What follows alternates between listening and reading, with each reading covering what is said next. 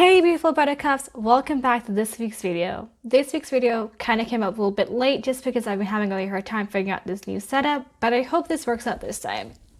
Anyway, let's dive into this. This week we're going to talk about cognitive functions, what they look like and what they are for an Enfp, and basically why I think most Enfps think that they're Enfps. So let's get into it.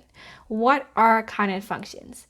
Cognitive functions, as developed by the theory by Carl Jung, are to collect information, to collect data, and to understand how we work, how our brains work. And these four psychological functions basically have different attributes. Those attributes can be extroverted or introverted, judging or rational, or perceiving or irrational. If you're going deep into that, judging and rational functions basically have thinking or feeling in them, and then irrational functions have intuition or sensing. And your function stack is basically determined by your primary function taking on one of those attitudes or attributes. The Enfp has, like everybody else, four functions in their stack. These functions kind of work like passengers in a car that help drive the Enfp's brain and figure out the brain Enfp sees the world, processes the world, and informs other people of how they feel about the world. So with that analogy, your dominant function as Enfp is NE, and NE stands for extroverted intuition. Extroverted intuition basically means that we take ideas or connections of patterns in the external world, take them into our brain, and then come out with new ideas. That can be like me watching different IG reels about chai over and over again and seeing TikToks about chai and then talking to my friends about the word chai and realizing that most people don't know that the word chai actually comes from the word cha, or that the fact that chai is not a part of like Indian culture until the British brought over. So that is my NE dom coming in, taking external attitudes and using that to come up with a new idea or a new prediction about things that are going to happen next. And the reason why it's intuitive is because I'm making connections and patterns that are not things that I can really feel, hear, see, or touch. I'm still sensing all the data, but I'm using an intuitive sense versus a very sensory sense. And that's a big difference between an NE user and an SE user. My next function, or our next function, is an auxiliary function. Auxiliary stands for the supportive function. Our auxiliary function is FI, and FI stands for introverted feeling. Introverted feeling basically means that we have a value system that we created as children or teenagers that help us hold ourselves to our most authentic selves. This FI is very personable in the sense that, like, sometimes as a child, I decided something was right or wrong, and something really mattered to me, something did not matter to me.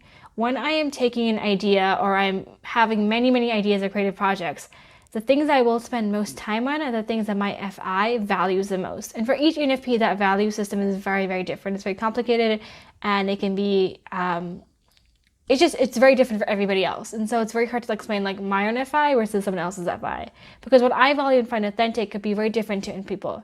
I live in a family with like 3 Enfps, and I can tell you things that I value and I find really important may not always match up with what they value and what they find important. And sometimes they do correlate, and it's really interesting and cool to see that. My tertiary function is TE. TE stands for extroverted thinking, and that basically means that I can look at cold, hard, logical stuff in front of me, externally in the environment, and use that to come up with a conclusion that's very rational. And for a lot of Enfps, our TE does not develop too much later in life. It is when it develops at 35. And that could possibly be because we do not fully develop our brains maturely until we are 25. And then from 25 onwards, we're basically using our TE for the first time. So we're practicing using it, it's growing with us. And because it's more rational than our two other functions are more irrational, then we are kind of forced to mature in a sense. Like we're using it in a more mature sense.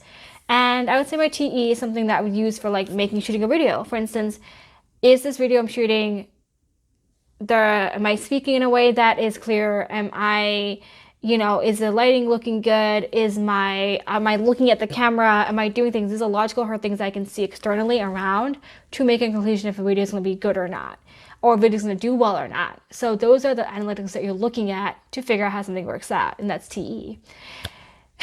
Also, they say your TE doesn't develop till you're 35. So if you're a young Enfp and you're like, I've never used my TE, I don't know what to do, like, what are you talking about? Like, don't worry, like, I'm still figuring it out. You can figure it out. We'll be okay. Let's check back with each other in 10 years and let's see how our TE is doing.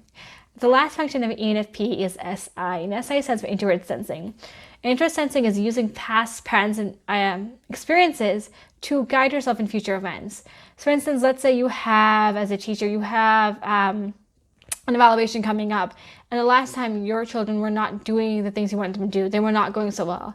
A person with a strong SI would be able to look at those past experiences, reflect on them, and say, well, this is what happened in the past that did not help me, or did help me, and this is what I can replicate to make it better, and this is what I should do different this time. A lot of times ENFPs, I feel like we make the same mistakes over and over again. We date the same people, we have the same issues at work sometimes, where we're not really using our SI because we are doing the same things and expecting different results. So once we get older and more mature and we have more responsibilities in sense of like taking care of families, having a workload, and being taken more seriously, we try to develop that function of what did I do last time that helped me and what did not help me, and what can I do this time to make it even better. And the same thing with creative projects, right? So like if I'm recording a video, painting something, writing a novel, whatever it is, my SI is there to help me figure out, well, last time I did this thing, this helped, but this does not help. And this is what I can do this time. And this is, if I do this thing, this might happen in the future. So it's a very guiding kind of practical thing. Lastly, why do most ENFPs think they're INFPs? So I think this has to do with the fact that like most ENFPs do not understand the fact that like your dominant function, which is NE or extrovert intuition, is always going to be extroverted. It's going to be based on top of what you see externally in the world around you. That's number one. And if you change your primary function to something else, it changes everything else in your function stack. And it basically changes your whole type. Because it changes your whole type, you cannot flip back and forth, because then it changes how you process information, how your brain works, and how you drive things. And I don't think your brain can do that day to day. That'd be very, very odd for a brain to basically change its whole thing day to day constantly. And that's the biggest thing ever. The second thing also is that most ENFPs that I know, even my own life, say this to me all the time. They're like, yeah, but I like spending time on myself. And that's perfectly valid. I think the reason is because we're extroverted introverts. We really do not want to spend time with like 400 people in a party. We want to spend time with our family and friends and doses that can handle things, and then come home and spend time with ourselves. Let me tell you, your introverted friends will rather spend 100 to 90% of that 99% of the time by themselves if they were given the choice.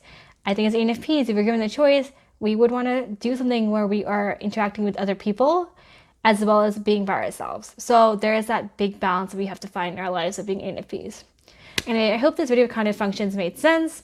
If you like to watch more Myers-Briggs videos from me, please comment down below. Like, rate, comment, subscribe, hit the bell and subscribe, hit the bell notifications, leave me a comment, and I'll see you guys next week. Bye.